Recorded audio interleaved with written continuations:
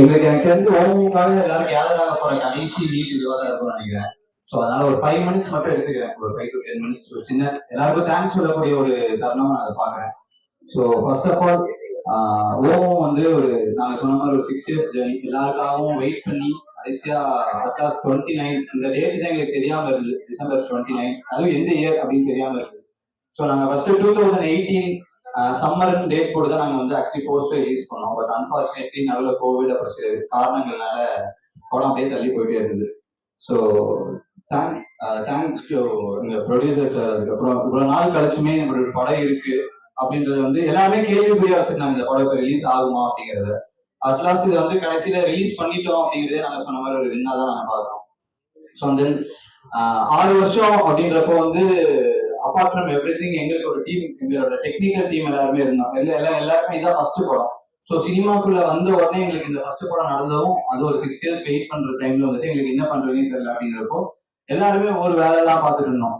கிட்டத்தட்ட 4 பேர் வேற வேற படங்கள் போனாங்க, ஆர்டிஸ்ட் வேற வேற படங்கள் போனாங்க. பட் டெக்னிக்கல் டீம் எங்க டீம்ல வந்துட்டு 6 வருஷத்துக்காக இந்த ஒரு படத்துக்காக மட்டுமே எல்லாரும் வெயிட் பண்ணிட்டு இருந்தோம். ஸோ அவங்கள பத்தி ஒரு 5 நிமிஷம் மட்டும் நான் பேசிக்கிறேன்.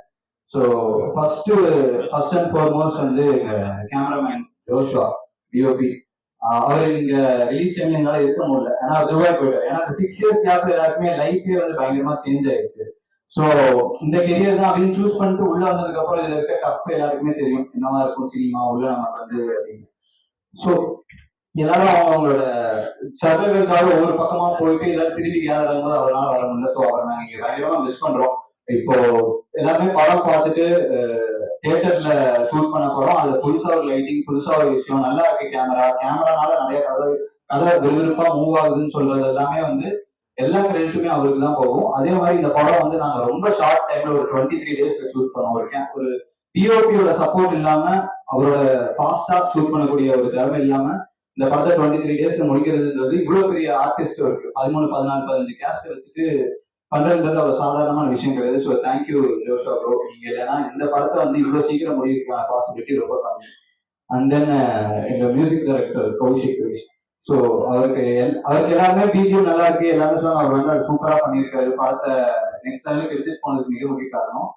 அதே மாதிரி நான் எப்பவுமே அவருக்கு ஒரே தேங்க்ஸ் சொல்லிட்டே இருக்கேன். மகவேன்னு ஒரு சாங் வந்து எனக்காக கொடுத்தாரு இந்த படத்துக்காக. அந்த பாட்டு நிறைய பேர் கேட்டிருப்பீங்கன்னு நினைக்கிறேன், சில பேர் கேட்கலன்னா கண்டிப்பா போய் கேளுங்க. அது வந்து கௌஷிக் ப்ரோவோட அவர் ஒரு அண்டர்ரேட்டடான ஒர்க்கு. அவர் எனக்கு இந்த பாட்டு கொடுத்ததுக்கு வந்து நான் ரொம்ப தேங்க்ஸ் சொல்லிக்கிறேன் இந்த இடத்துல. ஆர்ஆர்லாம் ஓகே, ஆர்ஆர்லாம் சூப்பர், எல்லாமே வந்துடும். பட் ஆனா அந்த பாட்டு வந்து எப்பயாவது வரும். அவர் நெக்ஸ்ட் படத்துக்கு கூட இந்த மாதிரி அவர் ஆர்ஆர் போடுவாரு. ஸோ மகவே திரும்பி வருமா அப்படின்றது வந்து எனக்கு தெரியல. ஸோ மகவேக்காக தேங்க்ஸ் கௌஷிக் ப்ரோ.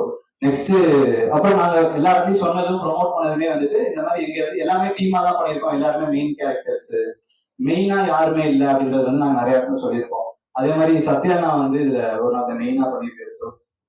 அவர் தான் இந்த ப்ராஜெக்டை மவுண்ட் பண்ண ஸ்டார்ட் பண்ணதுல இருந்தே வந்துட்டு கூடயே இருந்து இது இவ்வளவு தூரம் டிராவலே வந்ததுக்கு மிக முக்கிய காரணம் நீங்க தான். அதே மாதிரி இந்த படம் செல்ஃபா இருக்கும் போதும் எங்க டெக்னிக்கல் டீம் தவிர இந்த படத்தை உண்மையாலுமே வந்து யாருக்குமே இந்த படம் வருமான நம்பிக்கை இல்லை. ஆடியன்ஸா இருக்கட்டும், வெளியே இருக்க வருமான நம்பிக்கை இல்லை. பட் ஆனா அவர் நம்பினார் இந்த படம் வரும் அப்படின்னு.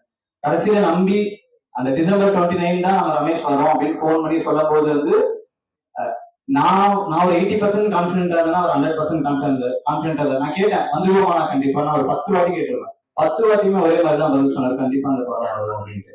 அதே மாதிரி அவங்களுக்கு எப்பவுமே சப்போர்ட்டா இருக்கிற கோமதி மேம். ஏன்னா இந்த படத்துல வந்துட்டு என்ன பிரச்சனை எந்த நாள் எப்பயோ ஒரு நடந்திருக்கும் 6 வருஷம் முன்னாடி, அதை பத்தி கேட்டா போன் பண்ணி கேட்டா அவங்களால சொல்ல முடியும். ஸோ அந்த அளவுக்கு அவங்க வந்து ஃபிங்கர் டிப்ல இந்த படத்துல எல்லாமே வச்சிருப்பாங்க. So thank you so much ma'am.